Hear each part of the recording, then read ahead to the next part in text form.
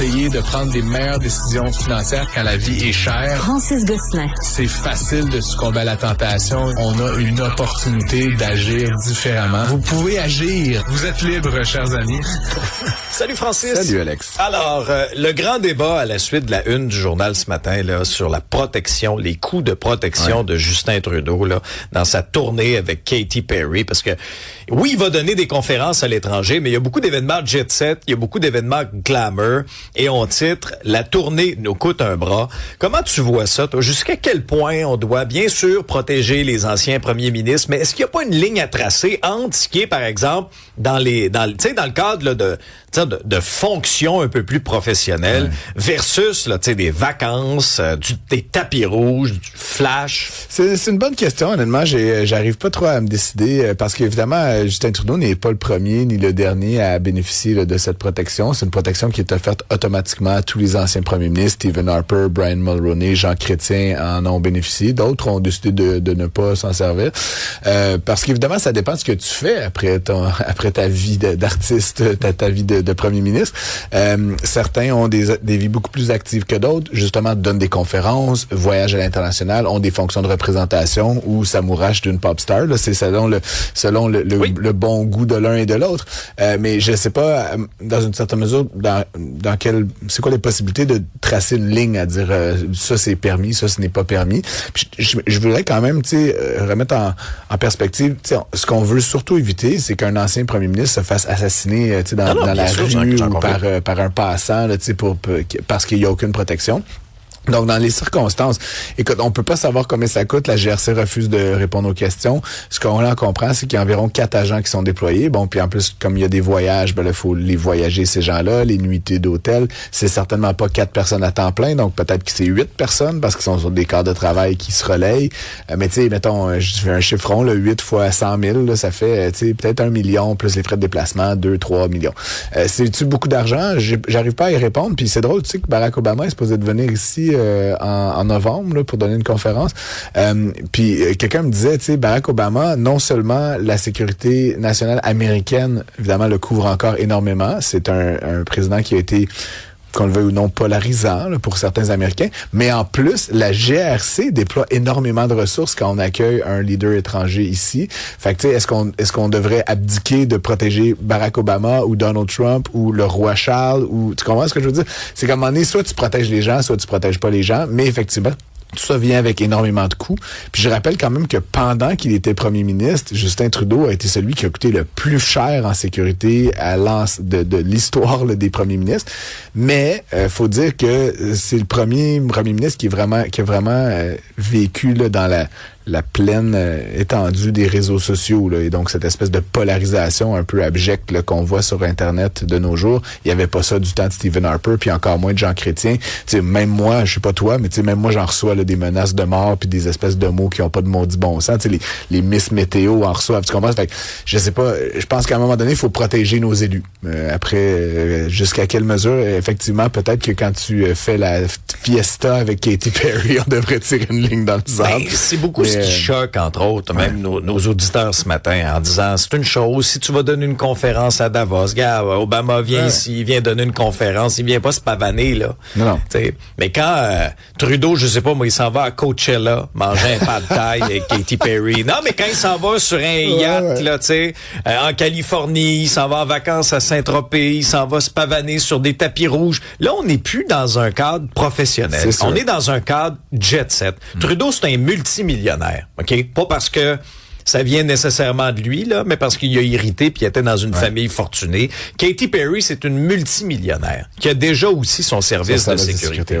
Écoute, on pourrait aussi, effectivement, puis ça, je voulais terminer là-dessus, on pourrait imaginer un scénario dans lequel, effectivement, la GRC accepte de couvrir un certain nombre d'activités, comme tu le dis, à caractère professionnel. Tu sais, on sait que M. Harper, par exemple, c'est un avocat, économiste, enfin, il n'est pas avocat, il est économiste, mais bon, il travaille avec différentes firmes de services professionnels. Il assume la présidence du conseil du fonds d'investissement là-bas.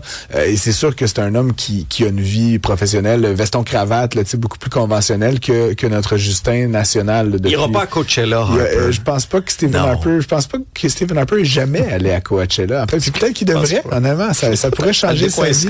Ouais, peut-être un peu de champignons magiques, puis du MDMA. Voilà. Bon, Churchill Falls. Oui. Là, j'écoutais la conférence de presse hier. Entente historique, gagnant. Comment tu vois ça de ton œil d'économiste, Francis? De 1000 façons. Là. Premièrement, c'est beaucoup d'énergie. Puis ça m'excite. Tu le sais, j'aime ça, l'électricité. Je trouve ces projets-là d'infrastructures majeures, surtout des infrastructures qui est pérenne. Tu sais, un barrage, ça dure, entre guillemets, pour toujours. Il faut l'entretenir, mais tu sais, c'est quelque chose qu'on installe puis qu'après qui est bon pour 100 ans et plus. Donc ça m'excite. Puis juste pour situer ce qu'a dit, je pense que c'est Christine Fréchette, c'était pas faux. Là. La Bay James, c'est environ 16 500 mégawatts. Là, ce qu'on annonce hier, c'est possiblement qu'on va passer de 6200 à 14 000 mégawatts. On est dans le même ordre de grandeur que la Bay James.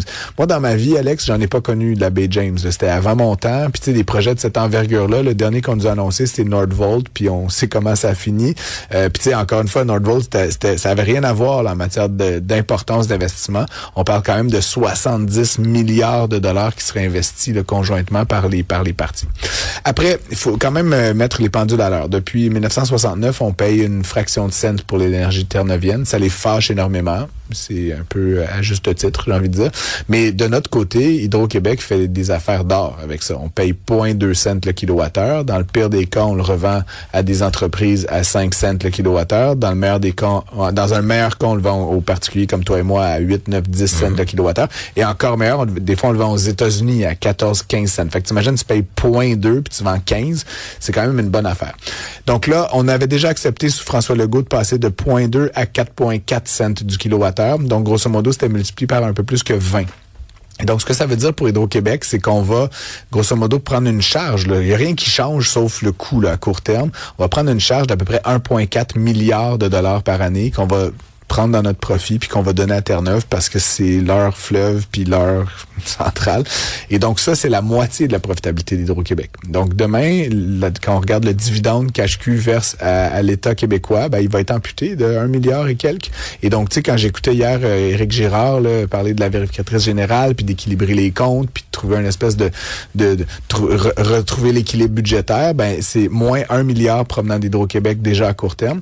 Et ce qu'on a annoncé hier chez Christine Fréchette, grosso modo, c'est qu'on va payer non pas 4,4, mais 5,1 cents du kilowattheure. Donc, grosso modo, c'est quelques centaines de millions de plus là, qu'on va transférer du côté de Terre-Neuvien en échange d'un meilleur deal sur les kilowattheures qu'on va construire dans le futur, qui, eux, passent de 11 à 10,7. Je ne veux pas vous emplater avec les chiffres, mais grosso modo, on est sûr de payer plus cher à court terme et on va peut-être payer moins cher si jamais cette puissance-là, elle est construite. Mais encore une fois, je suis très excité par l'énergie, puis je trouve ça super excitant qu'on ait des grands projets, mais elle n'est pas construite, cette énergie-là. Les Inuits ont zéro été consultés. Puis d'ailleurs, j'ai quelqu'un de chez Hydro-Québec à qui j'ai parlé hier qui me disait, tu sais, au Québec, quand on veut construire des centrales, des barrages, c'est compliqué. Ouais, mais on a quand même appris, Alex, au Québec, on consulte les nations autochtones comme avant même de faire le PowerPoint. Tu sais, on commence avec ça parce qu'on sait que ça doit faire partie du projet puis que ça va être un obstacle si on ne le fait pas. Les Terre-Neuviens n'ont pas cette expérience-là. Donc, grosso modo, ils ont fait tous ces plans, les PowerPoint, quasiment qui ont déjà pris des pelletés de terre. Puis là, les Inuits sont même pas invités à la table. Donc, je pressens qu'il va y avoir un sentiment d'exclusion et de frustration, puis que peut-être que les Inuits vont même faire obstacle à ces projets-là. On peut voir peut-être si Hydro-Québec et le Québec et le Canada peuvent mettre de l'eau dans son vin puis essayer de faciliter tout ça. Mais ça reste que ça va être problématique à court et moyen terme. Et donc, ces 14 000 mégawatts-là, si on les voit dans nos vies, toi et moi, Alex, on peut se compter chanceux. Parce que j'ai l'impression que donc on a fait une promesse de payer cher tout de suite pour quelque chose qui est spéculativement moins cher dans le futur. Puis encore une fois, ils sont pas faits, ces centrales-là. Donc, écoute, espérons que ça aille de l'avant, mais ça va être quand même un peu compliqué pour le gouvernement du Québec puis pour Hydro-Québec dans les prochaines années. Merci beaucoup, Francis. On te laisse reposer ta voix un petit peu pour que tu sois en pleine forme cet après-midi, 15h. On t'écoute à Cube. Merci.